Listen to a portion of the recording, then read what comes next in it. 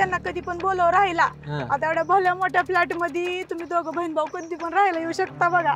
हा म्हणजे राहायला येऊ शकतो डायरेक्ट दोघं बी. आता तुम्ही जे बनवाल ते आम्ही खाणार. असं मग कसं आयो रिलॅक्स इट्स ओके. जे झालं ते झालं, त्याच्यावरती विचार करून काहीच नाही होणार आता. ह्याच्यापेक्षा आपल्या हातात जे आयुष्य राहिले ना ते हॅपीली कसं जगता येईल याचा विचार करा. हॅलो, तुझ्याशी बोलतोय मी.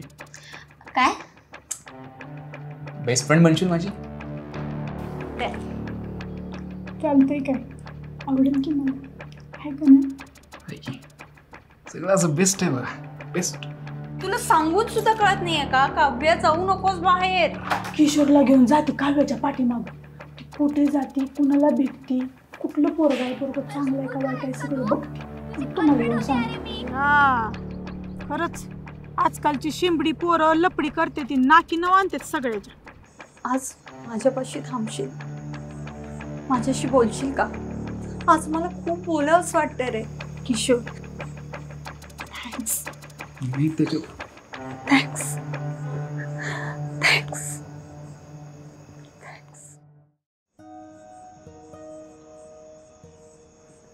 Thank you so much Kishore. आज मला जेवढं काही भरून येतोय ना ते फक्त तुझ्यामुळे, फक्त तुझ्यामुळे. तू आज जे काही केलंयस ना, मला नाही वाटत आज जर तू इथे नसतास ना तर मी थोडीशी पण खुश असते. हे सगळं तू काव्याचा जो काही इश्यू होता ना तो सॉल्व केलाय त्याच्यामुळे. अरे आज काव्य माझ्याशी चांगलं बोलतीये, हे फक्त तुझ्यामुळे झालंय किशोर, फक्त तुझ्यामुळे. थँक्स, खूप thanks. Thank you so much Kishore. Madam तुम्ही असं काय करताय? तुम्ही हात नका ना जोडू तुम्ही. आणि इतकं थँक्स म्हणायची काय गरज आहे? हां, आता मी इथे राहतोय म्हटल्यानंतर माझंही काहीतरी कर्तव्य बनतंच ना. त्याच्यामुळे मला जेवढं जमेल तेवढंच मी केलं. That's it. दॅट्स इट नाहीये, तू खरंच आमच्यासाठी खूप काही केलंयस. अरे गेले कित्येक महिने काव्य माझ्याशी नीट बोलत नव्हती, नीट वागत नव्हती आणि सतत आपली तिची चिडचिड चिडचिड चिडचिड चालू असायची. तू जेव्हापासून तिचा प्रॉब्लेम सॉल्व केला ना, बघितलंस ना, आज चहा ठेवला, जेवण केलं, आज किती आनंदी होती ती. फक्त तुझ्यामुळे किशोर. नाही, चांगली गोष्ट आहे. म्हणजे माझ्यामुळे जर ती हॅपी राहत असेल तर मलाही छानच वाटतंय. पण खरं सांगू का, काव्याचा हा जो काही प्रॉब्लेम आहे ना तो अगोदर सॉल्व्ह व्हायला पाहिजे होता. त्या छपरी मुलाला काव्याने अगोदरच सोडायला पाहिजे होता. किशोर, अरे हे सगळं माझ्याशी बोललीच नव्हती. जे काही सांगितलं तर ते अगदी थोडंफार. मला वाटलं की तिचं ब्रेकअप झालंय म्हणून ती चिडचिड करते. आणि मुळात तिचं ब्रेकअप झालेलंच नव्हतं म्हणून तिची चिडचिड होत होती. बरोबर आहे. ए किशोर, मला सांगशील का की हे सगळं तू कसं काय सॉल्व केलंस? म्हणजे नेमकं काय केलंस, काय बोललास? सांग ना प्लीज, प्लीज सांग ना सगळं. बरं नाही, मी सांगेन तुम्हाला, काही हरकत नाही, मला काही प्रॉब्लेम नाही सांगायला. पण एक रिक्वेस्ट आहे प्लीज, आपण खाली बसून बोलूयात का? माझे पाय फार दुखायला लागले. हां चालेल, मग मला तुम्हाला सांगता येईल व्यवस्थित. हां बोलूयात.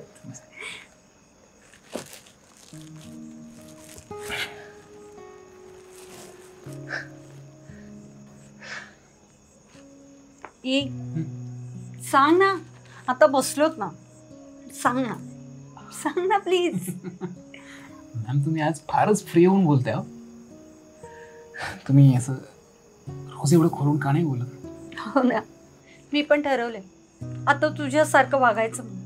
तू कसं चार चौकात असलास की शांत असतो आणि माझ्या बरोबर असलास की बिनधास्त बोलतो, तसंच मी पण ठरवलं तुझ्यासारखं बिनधास्त व्हायचं म्हणून. सांग ना, हा सगळा प्रॉब्लेम तू कसं काय सॉल्व केला असते? बोंबला आता. या मॅडमला वाटतंय मी असा चार चौकात शांत असतोय आणि फक्त ह्यांच्यासाठी मी बोलतोय. पण मला, तुम्हाला आणि माझ्या चार वेगवेगळ्या खोडील रूपांना माहिती आहे की मी कसा आहे, काय आहे आणि काय करू बघतोय. बरोबर ना? असो, मी पण खरेपणा टेकडीवर नेमकं काय झालं होतं ते सगळंच्या सगळं मॅडमला मिरची मसाला लावून सांगून टाकलंय. ते ऐकून बाई शॉक झाली आहे, पण माझ्यासाठी माझ्या बहादुरीसाठी नक्कीच इम्प्रेस झाली आहे, हे मात्र खरं. बापरे, एवढं सगळं झालंय. माय गॉड. पण मॅडम, सगळ्यात महत्त्वाची गोष्ट, तुम्हाला तुमच्या मुलीची शपथ नाही, काव्याची शपथ आहे. मी तुम्हाला ह्या सगळ्या गोष्टी सांगितल्यात, म्हणजे त्या पिक्सबद्दल, त्या व्हिडिओजबद्दल, त्या ब्लॅकमेलिंगबद्दल, हे मी तुम्हाला सांगितलं. हे काव्याला अजिबात कळता कामा नाही. इनफॅक्ट तिने आम्हाला ठणकावून सांगितलं आहे की या गोष्टी मामापर्यंत नाही गेल्या पाहिजेत. पण मी तुमच्यापासून काही लपवून ठेवू शकत नाही, म्हणून मी तुम्हाला सगळं खरं खरं सांगितलं आहे. पण तिच्यापर्यंत ही गोष्ट प्लीज नाही गेली पाहिजे. Got it? हो, यातलं मी तिला काहीही सांगणार नाही. पण काय झालंय काय आजकालच्या मुलांना? शी, किती किळसवान आहे हे सगळं. नाही, बरोबर आहे तुमचं. आजकाल लोक इतकी स्पीडनी बदलत आहेत ना, आणि त्या तुम्ही आजकालच्या मुलांचं लगामच नाही हो त्यांच्यावर कोणाची. ही किशोर, पण हा हर्ष पुन्हा असं वागणार नाही ना? नाही नाही, तो अशी हिंमत नाही करणार. आता त्याला चांगला चोप दिलाय मी. आणि हे बघा, हा हा असा व्हिडिओ सुद्धा काढलाय.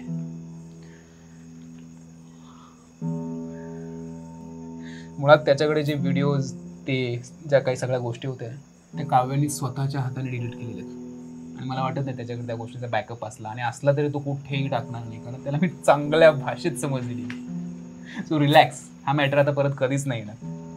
आणि तो हर्ष, तो आता काव्या तर सोडाच, दुसऱ्या कुठल्याही मुलीच्या पाठीमागे सुद्धा जाणार नाही. Thanks Kishore, great, really proud of you. Thank you. पण किशोर, मला एक सांग, तू हे सगळं काही माझ्यापासून लपवू शकला असतास, मग हे सगळं मला खरं खरं कसं काय सांगितलंस? नाही, म्हणजे विषय एकदम सिम्पल आहे मॅडम. मला तुम्हाला खोटं बोलायचं नव्हतं. इनफॅक्ट मला तुम्हाला नाराज नव्हतं करायचं. आणि खरं तर मोठ्या माणसांशी मला नाही आवडत खोटं बोलायला, म्हणून मी तुम्हाला सांगितलं सगळं. मला सगळं कळतंय, मला सगळं माहिती आहे की का नाही सांगितलं असतं. म्हणजे नाही, हे असंच आहे सगळं. नाही या, कारण काहीतरी वेगळंच आहे. नाही नाही, खरंच असंच आहे. मी काही खोटं नाही बोलत तुम्हाला. नाही नाही, अरे सिम्पल आहे किशोर. काय सिम्पल आहे? तुला मला इम्प्रेस करायचं होतं, हो ना? नाही नाही, तुम्ही काय, असं काही नाही आहे. असंच आहे. अहो नाही, असंच आहे. थांबा, मला असंच. बरं बरं बरं, हो की नाही? हो हो हो हो हो. मी म्हटलं होतं की नाही असंच आहे. पण वयाने मोठं असणारी माणसं खरंच इतकी हुशार असतात का? हो, उगाच नाही आम्ही इथपर्यंत आलो. आम्हाला सगळं कळतं आणि वळतं देखील. कळलं का हिरो? कळलं. सॉरी, पाणी घेऊन.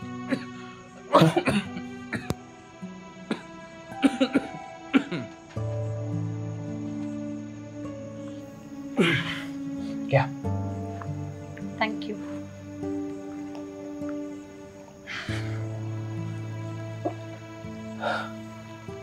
मॅडम, म्हणजे बघा, आता मी तुम्हाला सगळं खरं खरं सांगितलं, काही लपवलं नाही तुमच्यापासून. मग आता मी तुम्हाला एक प्रश्न विचारला तर तुम्ही खरं उत्तर द्याल? आता तू माझ्याशी खरं बोललास ना, तर मी तुझ्याशी खरं बोलेलच की. विचार, काय विचारायचं ते विचार. बघा, म्हणजे असं तुम्ही वाईट नका वाटून घेऊ प्लीज. अरे विचार रे. म्हणजे तसंही तुम्हाला नसेल सांगायचं ना तर मला काही प्रॉब्लेम नाही आहे. विचार, किती घाबरतोयस?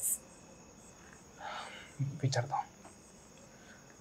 म्हणजे मॅडम, तुमचा डिवोर्स का झाला?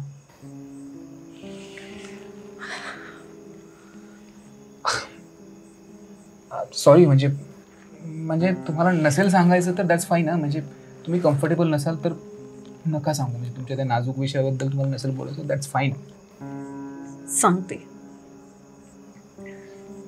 आज हे जे सत्य आहे ते कोणालाच सांगितले नाही, ते सांगते. अर्थात तुम्ही कम्फर्टेबल असाल तरच सांगा.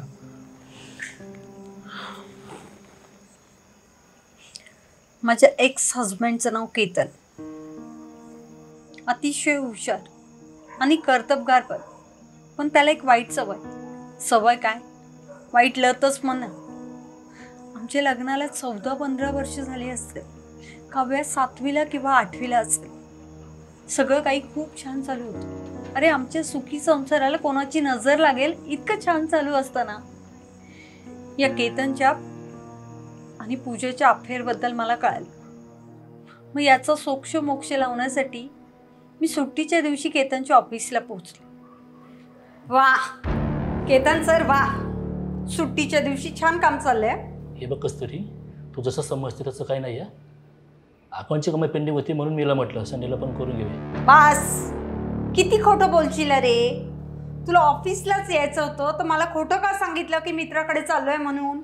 आता अकाउंटिंगच्याच कामासाठी तुला ऑफिसला यायचं होतं ना. मग कोणी नाईट पॅन्ट आणि टी शर्टमध्ये येतं का रे? बोल ना. ए भवानी, बोल ना. हे बघ, त्या बिचारीला काय बोलू नकोस. जी काही चुकी आहे ती माझी आहे. ती बिचारी आणि मी कोण? भिकारी का रे? सांग ना, बोल. तुझ्या पाया पडतो मी. ही माझी पहिली आणि शेवटची चूक. पुन्हा असं कधी होणार नाही. प्लीज माफ कर मला. चुकलो मी. निघ ना.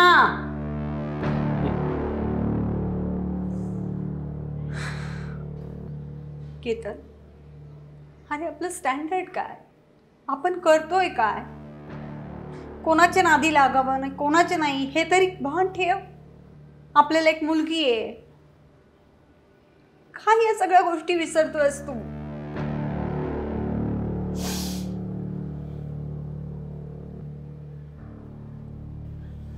चुकलो मी. चुकलो, माफ कर मला. प्लीज पुन्हा असं कधी होणार नाही.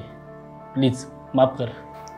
केतन, उठ उठ. असं वागू नकोस प्लीज. प्लीज पुन्हा असं चालणार नाही. नाही होणार असं कधी. बघ अगं तीच दलिंदर माझ्या मागे लागली. तिने कसं मला जाळ्यामध्ये ओढलं काय माहिती.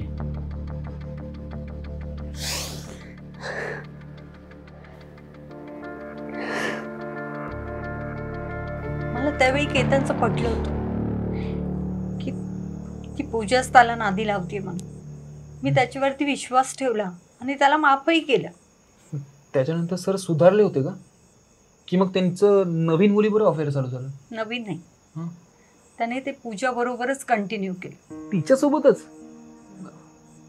कसं काय? पण यावेळी त्याने अतिच केलं. म्हणजे इन्व्हेस्टमेंटसाठी म्हणून त्याने एक फ्लॅट घेतला आणि तिथे भाड्याने काही मुलींना ठेवलं. त्यात त्याने पूजालाही ठेवलं आणि या सगळ्या गोष्टी स्मार्टली त्याच्या 2 वर्षापर्यंत चालू होत्या. बापरे, म्हणजे फर्स्ट टाइम ऑफिसमध्ये पकडल्यानंतर सुद्धा त्यांचं रिलेशन 2 वर्ष चालू होतं आणि तुम्हाला हा सगळा प्रकार 2 वर्षानंतर समजला? हो, कारण त्यावेळी त्याने तिला ऑफिसमधून काढलं होतं पण मनातून काढलं नव्हतं. मला जे पाहिजे तो ते करतच होता, पण त्याला जे पाहिजे ना तेही तो करत होता.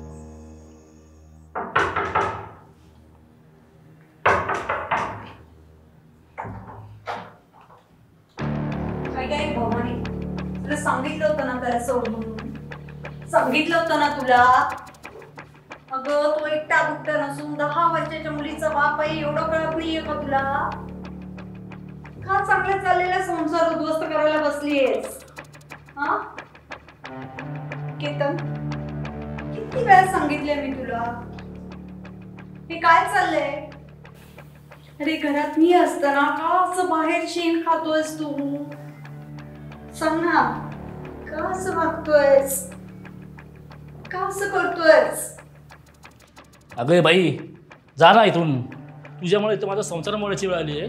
परत तुझं तोंड दाखवू नको आणि आजच्या जरून खाली करायची. जा पळ, निघ. चुकलो बायको मी, खरंच माफ कर मला. अगं गेल्या 2 वर्षात आम्ही कधी भेटलो पण नाही, बोललो पण नाही. इथं मी सोसायटीची मीटिंग होती म्हणून आलो होतो, तर काय कळलं नाही मला कसं येणे मला जाळ्यात ओढलं. खरंच चुकलो मी, माफ कर मला. प्लीज माफ कर. पुन्हा असं कधी होणार नाही.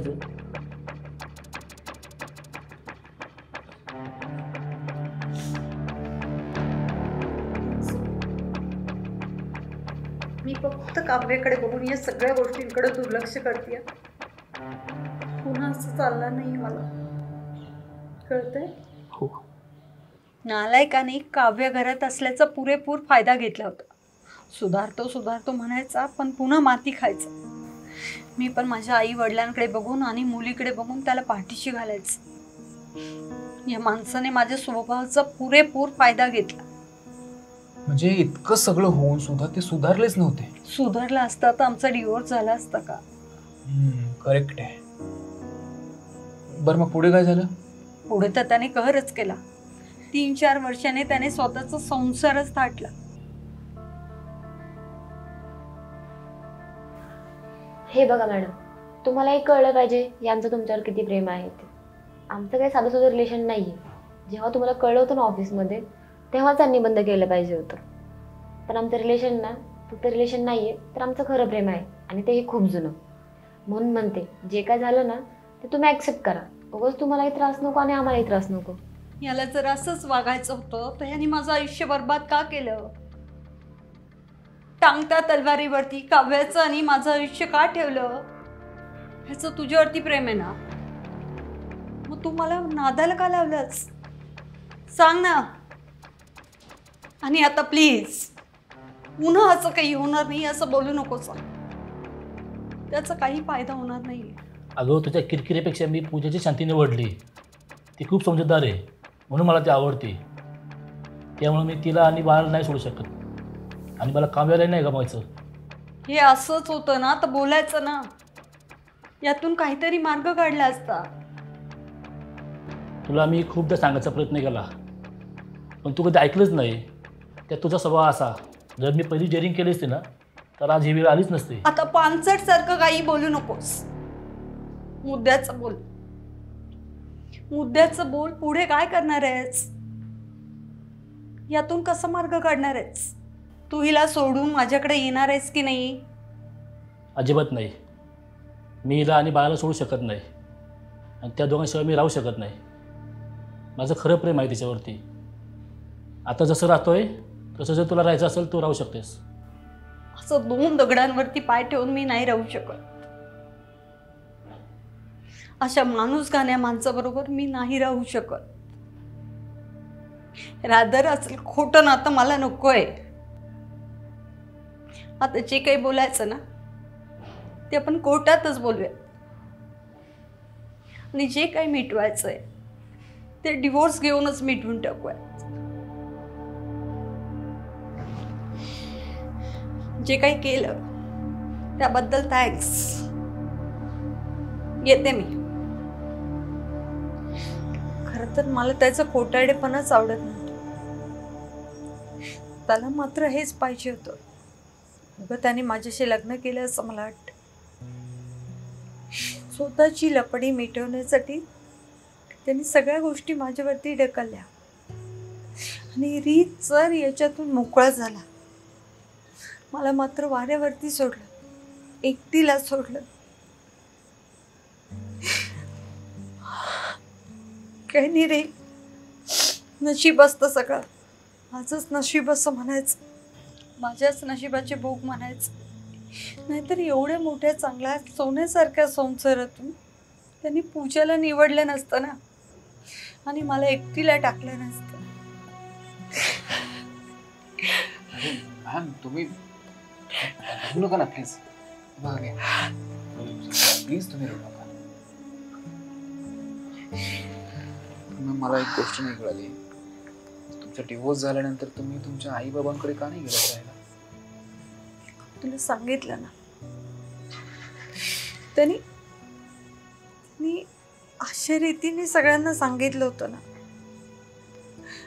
अशा रीतीने माझी निगेटिव्ह इमेज बनवली. सगळ्यांना सांगितलं की फक्त रागराग करत असते, चिडचिड करत असते, मला प्रेम देत नाही, म्हणून मी दुसरं लग्न करतोय. मला विलन ठरवलं, आणि सगळ्यांनी याच्यावरती विश्वास ठेवला. आणि हे सगळं कळल्यावरती माझी भावाची बायको थोडी मला राहू देणार होती. त्यांनी पण हात वरती केले. मग बाबाच म्हणाले, मी तुला दुसरा फ्लॅट घेऊन देतो. मग त्यांनी मला फ्लॅट घेऊन दिलं, मला त्यांच्या घरातून बाजूला काढलं.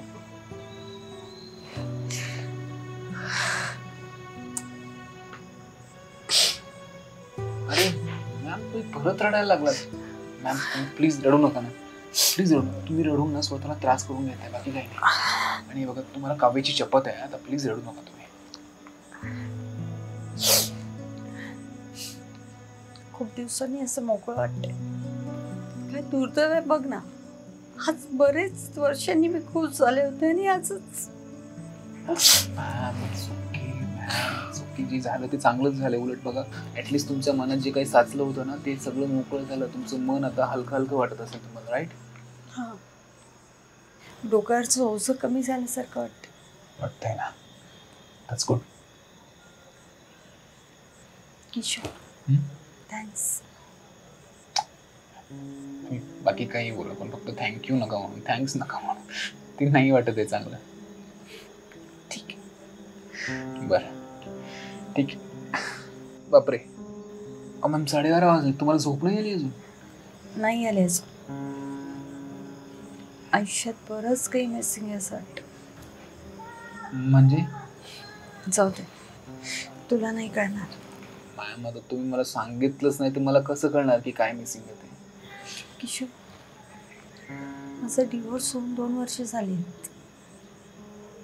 तेव्हापासून कोणत्याच पुरुषाने मला स्पर्श केलेला नाही आणि मी कधी त्याच्याशी बोलले पण नाही. मलाही मन आहे, मलाही भावना आहेत, माझ्याही काही गरजा आहेत. कळत नाही या सगळ्यातून कसं बाहेर पडावं ते. म्हणजे खरं आहे तुमचं, म्हणजे मला कळतंय तुम्हाला काय म्हणायचंय. पण जर मी काही केलं आणि तुमच्या केतन सरांसारखी माझी अवस्था झाली तर, म्हणून मला हे बघा मला कुठलंही नातं नको आहे आणि मला कोणाचा आधारही नाही बनायचं. म्हणूनच मी या सगळ्या गोष्टी,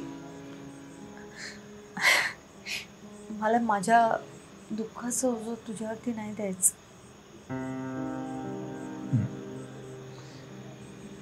नाही पण कसं आहे ना मॅम की बघा, म्हणजे आज मी तुमच्या आनंदासाठी काव्याचा प्रॉब्लेम सॉल्व्ह केला.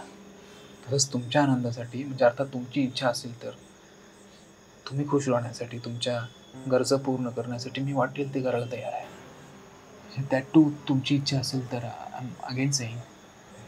करशील? नक्की करेन. खरंच? खरंच. माझी शपथ. तुमची शपथ.